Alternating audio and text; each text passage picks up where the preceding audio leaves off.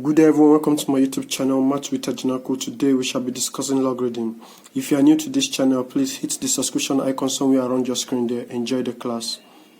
Logarithm is the evaluation of power, in the sense that given that a raised to power x equals to b, where a is the base, x is the power, and b being the result, it can be interpreted in logarithm as log base a b equal to x, where a is the base, b being the result, and x being the power. So in a sense that if you are given something like this, 2 raised to power 3 equal to 8, it can be interpreted in logarithm as 3 is equal to log base 2 equal to log base 2 8. Now what this means is 3 is the power to which 2 must be raised to give us 8, just as it is here. 2 raised to power 3 equals to 8. So this is the indices interpretation of this logarithm, while also this is the indices interpretation of this logarithm, where this one means x is the power to which the base a must be raised to give us b. Now the kind of logarithms we have depends on the base. If you are solving in base 10, then you call it a common logarithm. But if you are solving in a base of natural exponents, if you are having a natural exponent e, which is a constant that is evaluated to be 2.71828, just like your pi. So it's continuous, it has a non-ending decimal point too, it's an irrational number. So when you are solving with this base, we call it what? A natural logarithm. Now to evaluate logarithms of this kind, we have logarithm of this set, and you are to evaluate them, or you have numbers in this form, and you are to evaluate them. There are laws to be followed. Now, first of the law is if you have log base ax plus log base ay. So since they are having the same base and plus is in between them, you bring one of the log and base out, then multiply the powers since addition is in between them. If it's subtraction that's in between them, you bring one of the log and base out, then divide the results. Now the third one here, if your result is having a power, the power can be brought to the front of the logarithm, so that you have c log base ab. But if it's the base that is having power, of course it can be brought to the front of the logarithm. In this case, it will come as the inverse of the power of the base, which is 1 over c log base ab.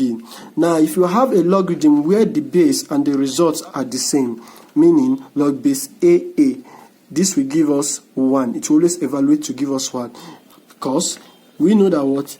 A raised to power 1 will always give me a. A raised to power 1 will always give me a. Likewise, log base a1 will give me 0. Why? Because a raised to power 0 will always give me 1. So anything raised to power 0 is 1 according to indices. Now, if you have log base ab, this one is more like an inverse law. So if in this case it's interchanging the base and the result. So log base ab can be written as 1 all over log base ba. Now, and the third rule is more like changing of base. If I have base log base ab and I am to change to another base, say base c, this becomes log base c b divided by log base c a, where this your b here is the value of the result in this original log, and a is the former base of the original logarithm.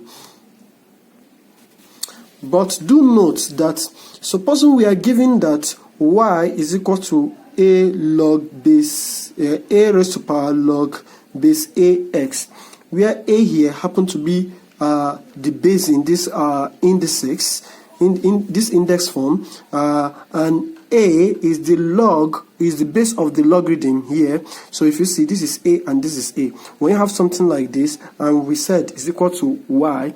Now, if we introduce log base a to y, of which whatever you do to one side, you must do to the other side. We also introduce it here too. We have this. Now, according to the third law of indices of the logarithm, if your logarithm has, if your result has power, you can bring it to the front. So I'm bringing this one to the front. This becomes log base ax log base aa. And according to the fifth law, you know that log base aa is equal to 1. So this becomes 1. So which implies that what log base ay is equal to log base ax times 1, meaning log base ay is equal to log base ax. So if you can see, this is log base a, log base a. The only difference between these two is that what we have y here and we have x here. So, and here we are saying that they are equal. Automatically, it means y is equal to x. So it means that what y is equal to x, since log base ay is equal to log base ax. So in this case, in general, we can say whenever you have something of this nature, whenever you have a being the base and having a log as its power, and the log has the base a, which is exactly the base of the index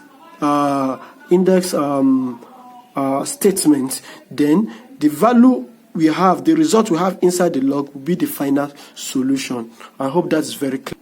You might want to write all the rules down so that we can solve some questions using them to understand it better. You can also copy this question down. So pause the video and copy the questions. And let's solve the questions. Solving the first question, you can see clearly that they're all in the same base, and this is addition and subtraction. So using the first rule, though we might want to bring this one over to this using the third law, so that this becomes log base 5 3 over 5 plus log base 5 15 over 2 all raised to the power 3 minus log base 5 81 over 8. Now, from here, we can use the first and second law. This becomes log base 5. Since addition is between these two, then it becomes 3 over 5 times 15 over 2, all raised to power 3. Since this is minus, then this becomes divided by 81 over 8. Now, by simplifying that, this becomes log base 5 into bracket 3 over 5 times 15 raised to power 3 will give me 3,375 over 2 raised to power 3, which is 8, divided by, since it's division, then change to multiplication, then this becomes 8 over 81. By division, 3 here 1, 3 here 27, 27 here 1, 27 here is 125, 25 here 1, 5 here 25, then 8 here 1, 8 here 1. So this becomes log base 5 into bracket 25. This, according to the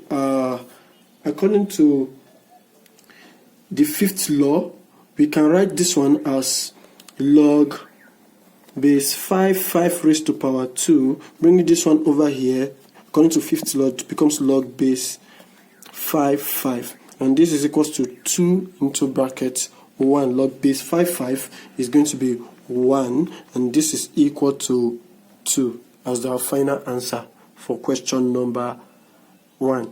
Let's manage question number 2 somewhere around here. So question number 2, by the third law, we can rewrite this one as log base 10, 25 raised to power half, bring this one over, minus log base 10, 3 raised to power 2, plus log base 10, 18. Now here we can use the first and second law. This becomes log base 10 into brackets. This is 25 is root 25. This 25 raised to power half is root 25.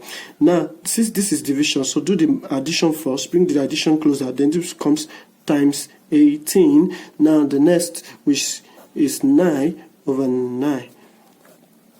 So by simplification, this becomes log base 10 into bracket 9 here 1, 9 here 2, then the square root of 5 is of 25 is 5. That's 5 times 2. So this becomes log base 10 10. And according to law, the fifth law, log base 10 10 will give us 1. So that will be the final answer to number 2. That will be all for now. Join us in the next video for the conclusion of the remaining questions for the day. Thanks for watching.